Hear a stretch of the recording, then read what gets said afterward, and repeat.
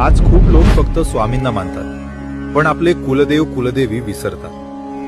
पण स्वामी समर्थ स्वतः काय सांगतात माहितीये का? कुलदेव कुलदेवी हे सर्वात प्रथम. कुलदेव म्हणजे तुमच्या वंशाची, रक्तरेषेची आणि पूर्वजांच्या कर्मांची रक्षण करता शक्ती. जन्मापासून तुमच्या सोबत असलेली देवता.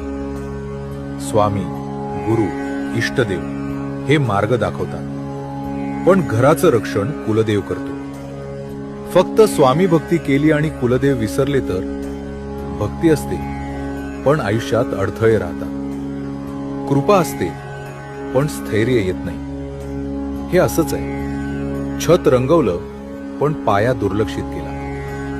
म्हणून स्वामी सांगतात, आधी कुलदेव कुलदेवी, मग स्वामी आणि गुरु. हे विरोधी नाही, हे पूरक आहेत. आजच मनात एवढंच म्हणा, माझ्या कुलदेव कुलदेवींना वंदन स्वामी, तुमची कृपा कायम ठेवा.